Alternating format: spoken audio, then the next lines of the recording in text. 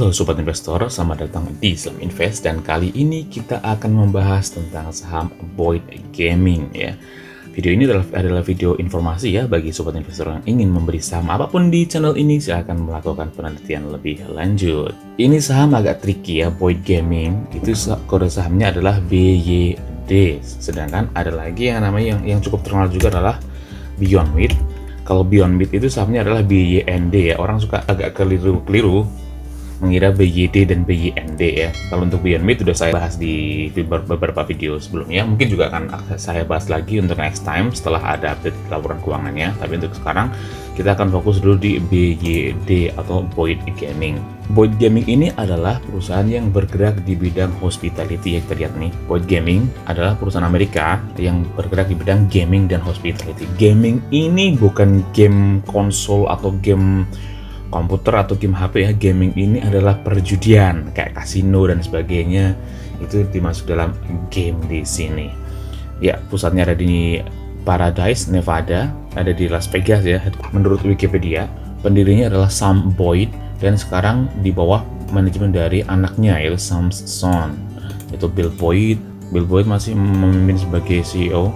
Di bulan Desember 2009, Boyd Gaming ini memiliki 15 properties yang memiliki 7.550 kamar hotel dan juga memiliki 812.500 square feet ya, atau 75.480 meter persegi kasino, dan memiliki 21.400 slot mesin dan 425 table games. Gaming revenue itu sampai 75% dari total pendapatan kotornya. Jadi 75% dari pendapatan Boyd Gaming ini berasal dari permainan atau ya sebut saja perjudian lah ya. Nah, kita lihat propertinya yang dimiliki oleh Boyd Gaming ini, list of properties. Downtown Las Vegas Casinos. Di kasino di Las Vegas dia memiliki 3 ya. Di Las Vegas ada California Hotel dan Casino. Ini ada hotel dan casino. Ini ada Fremont Hotel dan Casino dan juga Main Street Station. Di tempat lainnya dia juga memiliki, ada banyak sekali nih kasino dan hotelnya. Ada Aliante, Canary, Eastside, Eldorado, Gold Coast, Joker World, Orleans, Sun Coast Hotel dan Casino. Banyak sekali ini kasino dan hotel, kebanyakan sebanyak ini. Dan ini juga ada Racinos, Belterra Park, ada Delta Towns, dan ada Evangeline Downs. Dan yang non kasino itu hanya Vacation Hawaii. Ya, ada properties ini, properti di Hawaii. Jadi sebagian besar pendapatan dari Boyd Gaming ini adalah kasino dan hotel. Ini propertinya cukup banyak ya. Dan sebagian besar beroperasi di Amerika. Masalahnya, perusahaan jenis hospitality seperti ini adalah perusahaan yang terkena dampak pandemi cukup parah. Lalu bagaimana efeknya bagi Boyd Gaming ini? Mari kita lihat bersama-sama. Kita lihat dari dividen historinya dulu nih. Menurut situs Nasdaq, ini surprisingly Boyd Gaming ini sudah membagikan dividen ya dari tahun 2017, 18, dan 19. Boyd Gaming baru mulai membagikan dividen di tahun 2017, tapi dividennya cukup rutin ya, dalam 1 tahun dia sampai 3 kali, 2017, 2018 sampai 4 kali, dan di 2019 4 kali. Tapi di tahun 2020 ini dia nggak bagi dividen ya, ya wajar karena perusahaan yang bergerak di bidang hospitality ini adalah salah satu perusahaan yang terdampak cukup parah oleh pandemi COVID-19. Masih bertahan saja udah bagus ya, apalagi untuk membagikan dividen. Jadi untuk perusahaan-perusahaan yang bergerak di bidang propertis kayak perumahan, hotel, dan restoran, itu jangan berpikir untuk membagikan dividen karena mereka terdampak cukup parah di masa pandemi seperti sekarang ini. Nah, kita lihat dari analis research. Ini yang menarik ya. Menurut dari situs Nasdaq, analis research-nya ini adalah strong buy. Ini sepertinya diprediksi bahwa ketika pandemi akan segera selesai, orang-orang akan kembali berlibur ke Las Vegas dan mengunjungi properti-properti dari Boyd Gaming ini, yang berefek bahwa pendapatan Boyd Gaming ini juga akan semakin meningkat. Next, kita lihat dari fundamentalnya dari situs Market Beat. Ini ya, Boyd Gaming ini diperdagangkan di New York Stock Exchange. Industrinya di hotel dan motel, subindustrinya di kasino dan gaming. dan sektornya di consumer dan discretionary. Simbolnya di BYD ya, jangan keliru dengan Beyond Meat. Beyond Meat itu kode tikernya adalah BYND. Jangan sampai sobat investor pengen membeli saham daging artifisial ya, daging yang go green, tapi ternyata membelinya adalah saham kasino ya. Makanya teliti sebelum membeli. Tapi kalau memang sobat investor tertarik dengan saham hospitality seperti kasino, ya boleh-boleh saja. Nih, employee-nya cukup banyak ya, 24.300 employee untuk sebuah perusahaan yang market capitalnya ini 6 miliar dolar.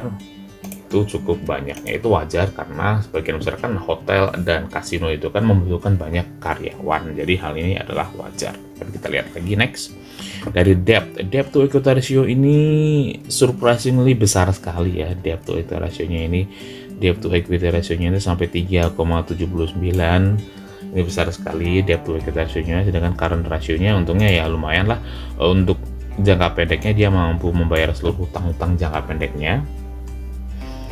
Jadi meskipun debt-nya tergolong cukup besar ya sampai 3,79, untuk jangka pendek itu masih aman karena kasnya masih cukup untuk membayar semua hutang-hutang jangka pendeknya. Tapi untuk jangka panjang ya bisa saja selama masih pendapatannya dari Boyd Gaming ini masih bagus, ya pastinya bisa untuk membayar semua hutang jangka panjangnya. Tapi yang pasti belum ada tanda-tanda bahwa Boyd Gaming ini kesulitan untuk membayar hutang-hutang jangka panjangnya karena quick current ratio dan quick ratio-nya masih cukup bagus. Ini price to earning-nya masih NA ya, tidak bisa diketahui, tapi PE growth-nya cukup bagus di 2,18.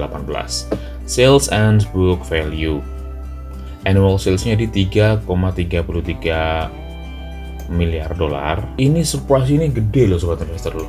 Market capitalnya itu hanya 6 miliar dolar. Sedangkan salesnya itu sampai 3,33 miliar dolar, yang artinya price to salesnya itu hanya 1,81 saja. Ini murah sekali price to salesnya sobat investor ya, hanya 1,81 itu sangat murah menurut saya. Bagi growth investor seperti saya, itu saya sangat suka sekali ketika price to salesnya itu di bawah 10 atau 20, bahkan 30 pun saya masih mau beli. Beberapa di portofolio saya di eToro itu memiliki price to sales yang sampai 30, seperti Twilio itu 30, juga beberapa kayak Netflix juga. Netflix enggak sih, Netflix cuma sampai belasan doang, tapi beberapa kayak Teladoc juga sampai 30, Twilio 30, terus ada CRM juga banyak, tapi ini price to sales-nya itu cuma 1,81. Ini murah sekali sobat investor. Price to cash flow-nya di 10,32 dan ini price to book-nya di 4,75. Price to book-nya ini meskipun 4,75 itu bisa dibilang tidak terlalu mahal ya, wajar saja. Di perusahaan-perusahaan di Amerika itu price to book 4 itu wajar sekali. Banyak sekali yang price to book-nya sampai 10 sampai 20. Makanya kalau 4 menurut saya itu sangat wajar. Nah, ini untuk profitability-nya itu jangan heran juga ya, karena sekarang di musim pandemi semuanya minus, tapi minusnya sendiri hanya minus, untuk net margin-nya hanya minus 2,71, itu masih sedikit tuh minusnya. Tidak terlalu banyak, karena banyak yang sampai minusnya itu sampai 10, 20, tapi ini untuk minusnya 2,71. Meskipun kita bilang tidak bagus ya semua yang net margin minus itu tidak terlalu bagus, tapi lihat juga untuk kondisi sekarang, ekonomi sekarang itu kan sedang sangat terpukul sekali industri hospitality dan juga kasino ya, dan juga restoran. Makanya kalau untuk minus sampai minus 2,71 itu menurut saya wajar. Nggak usah Boyd Gaming, negara saja, negara kita aja minusnya sekitar segitu. Negara loh ya, apalagi cuman sebuah perusahaan yang bergerak di bidang perhotelan. Menurut saya ini artinya cukup kuat untuk sebuah perusahaan yang sedang dihajar oleh pandemi. Return on equity-nya minus 1,09 dan return on asset-nya minus 0,17. Oke, kesimpulan dari fundamental ini adalah ini debt to equity ratio-nya, debt-nya dia banyak.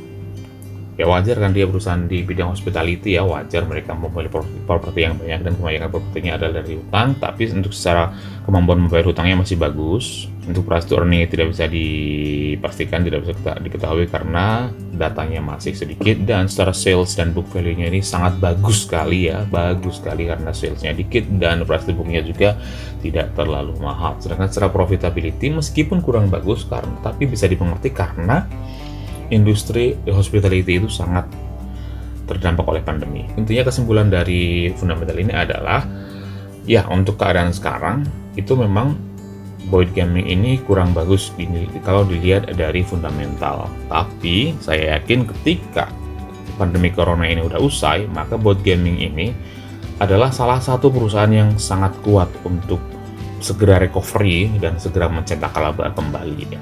Tapi permasalahannya adalah sampai kapan pandemi COVID-19 ini selesai. Kalau sobat investor yakin bahwa COVID-19 ini selesai, maka silahkan saja kalau tertarik untuk membeli saham Boyd Gaming ini, karena saya juga memprediksi bahwa sahamnya akan segera terbang, pendapatannya akan segera naik begitu pandemi corona ini selesai. Tapi kalau ternyata pandemi corona ini tidak selesai-selesai sampai beberapa tahun ke depan, nah ini tentunya akan menjadi masalah tersendiri bagi Boyd Gaming. Next, kita lihat dari histori pendapatannya dari situs Macro Trend. Sebenarnya Boyd Gaming ini adalah perusahaan yang sedang besar-besarnya ya. Di tahun 2018 nih pendapatannya dia selalu naik sampai 36%, di 2019 kuartal kedua sampai 37%, di 2019 kuartal ketiga sampai naik sampai 33% ya pendapatan per kuartalnya, year on year-nya. Sedangkan di kuartal ke-4 tahun 2019 masih naik tipis 5,18%. Nah, tapi di kuartal pertama tahun 2020 ini langsung turun dalam 17%, itu saat pandemi corona sedang merebak. Dan di kuartal kedua tahun 2020 ini turun lebih dalam lagi sampai 75%. Ini dalam sekali sobat investor ya. Jadi pendapatan year on year kuartalnya itu sampai minus 75%, itu sangat terdampak sekali dengan pandemi ini. Tapi di kuartal ke-3 tahun 2020 ini langsung bisa memperbaiki diri ya, sampai turunnya itu hanya 20%. Kalau untuk perusahaan yang di kuartal sebelumnya sampai 75%, kemudian di kuartal ke-3 tahun 2020 ini turun 20 menjadi hanya 20%, itu artinya Boyd Gaming ini mampu mengelola perusahaannya dengan cukup baik sampai bisa mencegah kerugian tidak terlalu dalam. Nah, ini yang jadi menarik. Bagaimana laporan keuangan kuartal ke-4 tahun 2020 ini? Kalau ternyata dia pendapatan per kuartalnya ini bisa lebih sedikit dari 20%, misalkan 10 atau 5%, itu adalah tanda-tanda yang bagus bahwa Boyd Gaming ini akan segera comeback atau recovery ya. Tapi kalau ternyata dia pendapatannya turun kembali menjadi lebih dari 20%, maka kita perlu hati-hati. Kita tunggu saja sampai laporan keuangan kuartal ke-4 ini keluar. Next, kita lihat menurut situs Yahoo Finance. Nih, market kapitalnya masih cukup kecil ya, 6,033. Saya suka perusahaan yang market kapitalnya masih cukup kecil seperti ini karena potensi untuk bertumbuhnya itu masih sangat besar. Tapi ini NA, artinya perseroan masuk rugi wajar. Dan itu data yang tidak ada di sini, untuk fair value-nya tidak diketahui. Next, kita lihat dari konsensusnya. Surprisingly, sobat investor, Boyd Gaming ini hanya miss sekali saja di kuartal ke-1 tahun 2020 pada waktu pandemi corona merebak. Itu hanya miss sekali saja.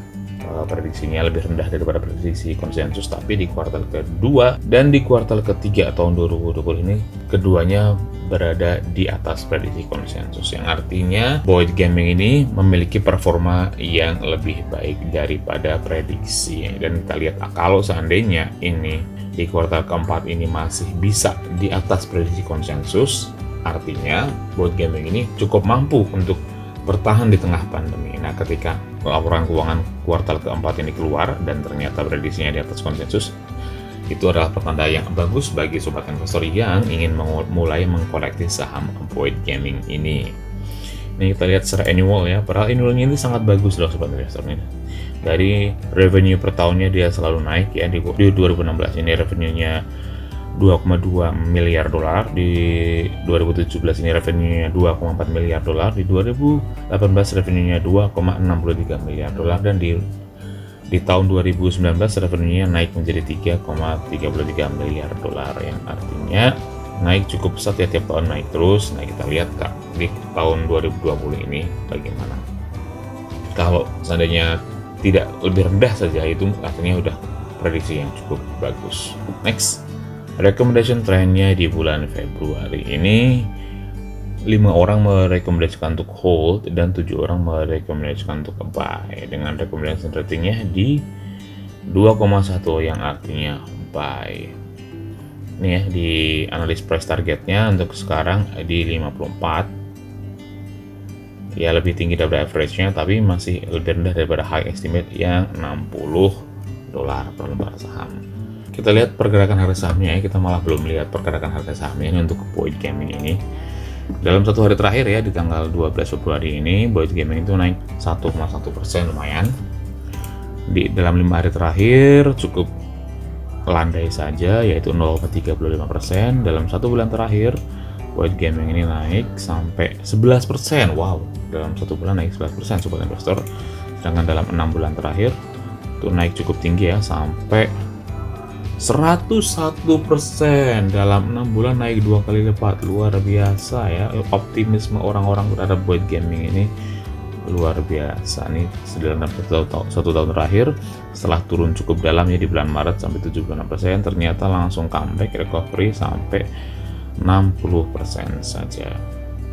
Ini artinya cukup bagus ya, bisa naik sampai 60% di 1 tahun, padahal ini adalah termasuk saham hospitality dan kasino yang sangat terdampak pandemi, tapi dalam 1 tahun ini mampu naik sebanyak 60%. Artinya optimisme investor terhadap Boyd Gaming ini sangat tinggi.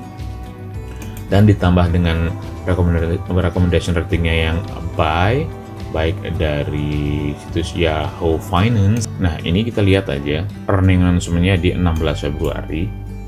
Artinya sebentar lagi sebenarnya setelah earning announcement-nya, yaitu di kuartal keempat ini keluar, maka kita bisa memutuskan apakah Boyd Gaming ini cukup bagus apa enggak. Tapi kesimpulannya untuk sekarang, kita bisa mengetahui bahwa optimis investor terhadap Boyd Gaming ini sangat bagus ya.